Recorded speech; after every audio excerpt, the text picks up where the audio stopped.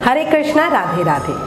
आज इस वीडियो में आपको बछवारस या ओक द्वास की पूजा विधि और व्रत कथा बताती हूँ। भगवान श्री कृष्ण को गौ माता से बहुत ज्यादा लगाव था, इसलिए हर साल जन्माष्टमी के 4 दिन बाद यानी भाद्रपद माह की कृष्ण पक्ष की बारस को बछवारस के रूप में मनाया जाता है। मान्यता के अनुसार इस दिन गौ माता की पूजा करने का बड़ा ही खास महत्व है। कान्हा जी को इससे बहुत प्रसन्नता मिलती है। बछवारस का त्योहार राजस्थान में काफी लोकप्रियता के साथ मनाया जाता है।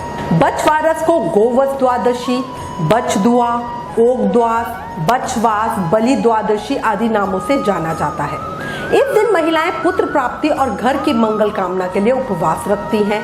बछवारस के दिन गाय के दूध का सेवन नहीं करना चाहिए। बछवारस के दिन महिलाएं सुबह पहले गाय और बछड़े की पूजा करती हैं।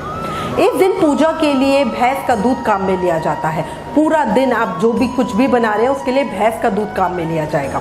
भीगे हुए चने और मोठ मिलाए जाते हैं, उसका बायना निकलता है, वही खाया जाता है। सुबह गाय की पूजा की जाती है। खास बात इसमें इस दिन उस गाय की पूजा करने का ज्यादा महत्व है जिसके बछड़ा होता है। गाय को तिलक लगाएं, भीगे हुए चने मोठ खिलाएं। अगर किसी के यहाँ गाय का बच्चा ना हो तो किसी दूसरे की गाय और बच्चे की पूजा की जा सकती है। अगर आपके आसपास कोई गौशाला भी नहीं है, जैसे शहरों में मिलना बहुत मुश्किल होता है गाय का, तो ऐसी सूरत में गाय और बच्चा ना मिले तो बछवारस की पूजा के लिए मिट्टी का गाय और बछड़ा बना के उसकी पूजा करें घर पर ही। हमारे शास्त्रों में इसका महत्व बताते हुए कहा गया है कि बछवारस के दिन जिस घर की महिलाएं गौ माता की पूजा अर्चना करती हैं, गाय को रोटी और हरा चारा खिला के तृप्त करती हैं, उस घर में माँ लक्ष्मी की कृपा सदैव बनी रहती है और उस परिवार में कभी भी कोई अकाल मृत्यु नहीं होती। पुराणों में गौ माता में समस्त तीर्थ होने की बात कही गई है। पूजनीय गौ माता हमारी ऐसी माँ है जिसकी बराबरी ना कोई देवी देवता कर सकता है, ना कोई तीर्थ। गौ माता के दर्शन मात्र से ऐसा पुण्य प्राप्त होते हैं जो बड़े बड़े यज्ञ, दान आदि कर्मों से भी नहीं प्राप्त हो सकते। भगवान कृष्ण के गाय और बछड़ों से बड़ा प्रेम था, इसलिए इस त्योहार को मनाया जाता है। और ऐसा मनाया जाता है कि बछवारस के दिन गाय और बछड़ों की पूजा करने से भगवान कृष्ण सहित गाय में निवास करने वाले सैकड़ों देवी देवताओं का आशीर्वाद मिलता है, जिससे घर में खुशहाली और संपन्नता आती है। पौराणिक जानकारी के अनुसार भगवान श्री कृष्ण के जन्म के बाद माता यशोदा ने इसी दिन गौ माता का दर्शन और पूजन किया था। जिस गौ माता को स्वयं भगवान कृष्ण नंगे पांव जंगल जंगल चराते फिरे और जिन्होंने अपना नाम ही गोपाल रख लिया, उसकी रक्षा के लिए उन्होंने गोकुल में अवतार लिया। ऐसे गौ माता की रक्षा करना, उनका पूजन करना हम सबका धर्म है। शास्त्रों में कहा गया है कि सब योनियों में मनुष्य योनि श्रेष्ठ है। ये इसलिए कहा गया है क्योंकि वो गौ माता की निर्मल छाया में अपने जीवन को धन्य कर सके। गौ माता के रोम रोम में देवी देवता और समस्त तीर्थों का वास है, इसलिए धर्म ग्रंथ बताते हैं कि समस्त देवी देवताओं और पितरों को एक साथ प्रसन्न करना हो तो गौ भक्ति, गौ सेवा से बढ़कर कोई अनुष्ठान नहीं है। गौ माता को बस एक ग्रास खिला दो तो वो सभी देवी देवताओं तक अपने आप ही पहुंच जाता है। भविष्य पुराण के अनुसार गौ माता के पृष्ठ में ब्रह्मा का वास है, गले में विष्णु का, मुख में रुद्र का, मध्य में समस्त देवताओं और रोमकूपों में महर्षि गणों का, पूंछ में अनंत नागों का, खुरों में समस्त पर्वतों का, गौमूत्र में गंगा आदि नदियां, गौमय में लक्ष्मी और नेत्रों में सूर्य चंद्र विराजित है। इसलिए बछवारस गोवस द्वादशी के दिन महिलाएं अपने बेटों की सलामती, लंबी उम्र और परिवार की खुशहाली के लिए यह पर्व बनाती हैं। इस दिन घरों में विशेषकर बाजरे की रोटी, जिसे सोगर भी कहा जाता है, और अंकुरित चने मोठ की सब्जी बनाई जाती है। इस दिन गाय के दूध की जगह भैंस या बकरी के दूध का प्रयोग किया जाता है। ऐसा माना जाता है वर्ष में यह पर्व दूसरी बार कार्तिक मास के शुक्ल पक्ष में भी मनाया जाता है। इस दिन पुत्रवती स्त्रियां व्रत रखती हैं और अपने पुत्र के सुख और दीर्घायु की कामना करती हैं। इस दिन पुत्रों की पसंद के व्यंजन बनाए जाते हैं और उन्हें उपहार दिए जाते हैं, मतलब अपने बच्चों को खुश रखा जाता है। कहीं कहीं माताएं पुत्रों की नजर उतारती हैं। इस दिन स्त्रियां मूंग, मोठ और बाजरा अंकुरित कर गाय के बछड़े को खिलाती हैं। व्रती स्त्री को भी आहार में यही अन्न लेना चाहिए। इसमें ना व्रत ऐसा नहीं होता कि आपको पूरे दिन का व्रत करना है या बाद में फलाहार वगैरह खाना है। आप जब मर्जी दिन में खा सकते हैं, बस आपको ये ध्यान रखना है कि इस व्रत के अंदर आपको गेहूं, चावल इस तरह की चीज नहीं खानी। इस दिन गाय का दूध नहीं पीना बिल्कुल भी, केवल भैंस का दूध या बकरी का दूध लें। अब मैं आपको पूजन की सामग्री और पूजन की विधि बताती हूँ। पूजा के लिए भैंस का दूध और दही ले, भीगा हुआ चने और मोठ ले, मोठ बाजरे में घी और चीनी मिलाएं, गाय को रोली का टीका लगाएं, चावल के स्थान पे बाजरा लगाएं। बायने के लिए इसमें बायना जरूर निकलता है और बायना हमारे बच्चों के लिए आशीष के लिए होता है, ठीक है। तो बायने के लिए कटोरी में भीगा हुआ चना, मोट बाजरा, रुपए रखें। कोई भी चीज दक्षिणा के बिना पूरी नहीं होती, इसलिए पैसे जरूर रखें। इस दिन बछड़े वाली गाय की पूजा की जाती है। यदि गाय की पूजा नहीं कर सकते तो एक पाटे पर मिट्टी से बछवारस बनाते हैं, मतलब मिट्टी से गाय और छोटे छोटे बछड़े बनाते हैं और उसके बीच में एक गोल मिट्टी की बावड़ी बनाते हैं, मतलब कुआं टाइप का। फिर उसका थोड़ा उस बावड़ी को जो होता है उसको दूध और दही से भरते हैं।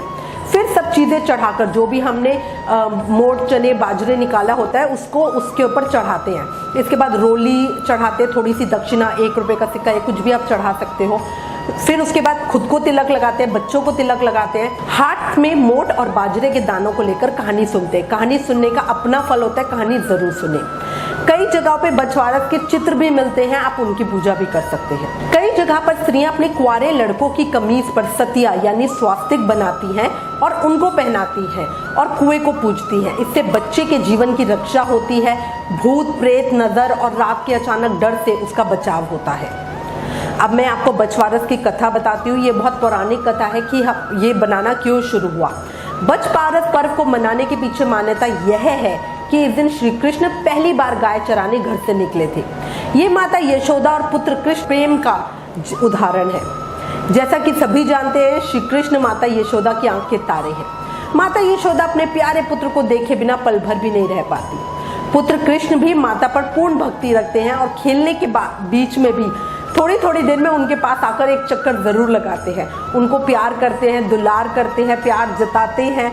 ऐसे में माँ बेटे के जो प्रेम है उसी से पूरा उनका दिन करता था। श्री कृष्ण ने भी गाय चराने जाने की हट की, बट माता ने उनको मना कर दिया। बट इस बीच में श्री कृष्ण बड़े हो गए और उनके सारे जो मित्र ग्वाले थे वो गाय चराने जंगल में जाने लगे।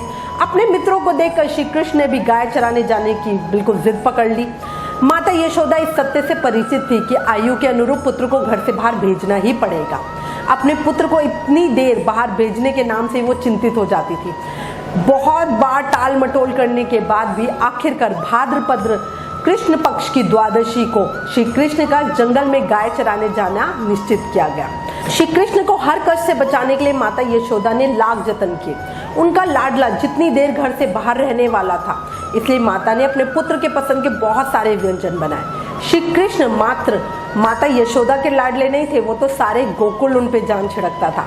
इसलिए श्री कृष्ण के प्रथम वन आगमन पर गोकुल गांव की प्रत्येक माता ने कृष्ण के प्रति दुलार प्रकट किया और उनके पसंद के बहुत सारे व्यंजन बनाए। श्री कृष्ण के साथ वन जाने वाले गाय और बछड़ों के लिए भी मूंग, मोट और बाजरा अंकुरित किया। गायों और बछड़ों का भी श्रृंगार हुआ। सुबह यशोदा माता ने श्री कृष्ण को बहुत सुंदर सा सजाया, काला टीका लगाया। उन्हें पूरे दिन खाने के लिए ढेर सारे व्यंजन दिए। उनके साथ ब्रज की सारी माताओं ने श्री कृष्ण के लिए बहुत सारे व्यंजन बांध दिए। गाय और बच्चों का श्रृंगार हुआ। पूजा के बाद उन्हें अंकुरित अनाज खिलाया गया। इस तरह माँ की ममता से ओतप्रोत श्री कृष्ण का पहला गोवध आचरण संपूर्ण हुआ। श्री कृष्ण के वापस आने तक गांव की किसी महिला ने उनकी चिंता में भोजन नहीं किया। गायों के लिए अंकुरित किए गए अन्न पर ही उनका दिन कटा। इस तरह बछवारस का व्रत अस्तित्व में आया। तो अब हमारे साथ भी यही होता है। जैसे माता ने बच्चों के लिए बहुत अच्छे व्यंजन बनाए, तो हर माँ को अपने बच्चों के लिए बनाना चाहिए। और जिस तरह माँ ने चिंता में व्रत रखा था, तो उसी तरह हमारा भी व्रत होता है। अब मैं आपको एक बछवारस की दूसरी कहानी बताती हूँ जो बहुत चलन में है। इसको हमें व्रत करते हुए जरूर सुननी चाहिए। बहुत समय पहले की बात है, गांव में एक साहूकार अपने 7 बेटों और पोतों के साथ रहता था। उस साहूकार ने गांव में एक तालाब बनवाया, लेकिन 12 साल तक भी वो तालाब नहीं भरा। तालाब नहीं भरने का कारण पूछने के लिए उसने पंडित को बुलाया। पंडितों ने कहा, इसमें पानी तभी भरेगा जब तुम या तो अपने बड़े बेटे या अपने बड़े पोते की बलि दोगे। तब साहूकार को सुनकर बड़ा आश्चर्य सा भी हुआ, बट उसके पास कोई हल ही नहीं था कि वो क्या करे। तब साहूकार ने क्या किया कि अपनी बड़ी बहू को पीहर भेज दिया और पीछे से अपने बड़े पोते की बलि दे दी। इतने में गरजते बरसते बादल आए और तालाब पूरा भर गया। इसके बाद बछवारस आई। सभी ने कहा, तालाब पूरा भर गया, इसकी पूजा करो। साहूकार अपने परिवार के साथ तालाब की पूजा करने के लिए गया। वे दासी से बोला कि गेहुला को पका लेना। गेहुला से तात्पर्य गेहूं के धान से था। दासी को समझ नहीं आया। वहां पर एक गाय के बछड़े का नाम भी गेहुला था। उसने सोचा कि मालिक ने बछड़े को पकाने को कहा, उसने गेहुला को ही पका दिया। जब बड़े बेटे की पत्नी को पता चला कि वहां पर तो तालाब की पूजा हो रही है, पहले समय में क्या होता था, तालाब ही मेन सोर्स होता था पानी का, तो इसलिए उसकी पूजन बहुत बड़ी बात होती थी। तो जैसे ही बड़े बेटे की पत्नी को पता चला कि तालाब की पूजा हो रही है, वो पीहर से वापस आ गई। तालाब पूछने के बाद वे अपने बच्चों से प्यार करने लगी। तभी उसने बड़े बेटे के बारे में पूछा। अब सास तो बिल्कुल वो हो गई कि क्या जवाब दे। तभी तालाब में से मिट्टी में लिपटा हुआ उसका बड़ा बेटा निकला और बोला कि माँ मुझे भी प्यार करो। तब सास बहू एक दूसरे को देखने लग गई। सास ने बहू को बलि देने वाली सारी बात बता दी। फिर सास ने कहा, हे बछवारस माता, हमारी लाज रख ली, हमारा बच्चा वापस दे दिया। तालाब की पूजा करने के बाद जब वो घर वापस लौटे तो उन्होंने देखा बछड़ा नहीं है। साहूकार ने दासी से पूछा कि बछड़ा कहाँ है, तो दासी ने कहा, आप ही ने तो कहा था पकाने को, मैंने पका दिया। साहूकार ने कहा, हे भगवान, एक पाप तो अभी उतरा नहीं, तुमने दूसरा पाप कर दिया। साहूकार ने पका हुआ बछड़ा मिट्टी में दबा दिया। शाम को गाय वापस लौटी तो अपने बछड़े को ढूंढने लगी। फिर वो मिट्टी खोदने लगी जहाँ पर दबाया था। तभी मिट्टी में से बछड़ा जिंदा बाहर निकल आया। साहूकार को पता चला तो वो भी बछड़े को देखने आया।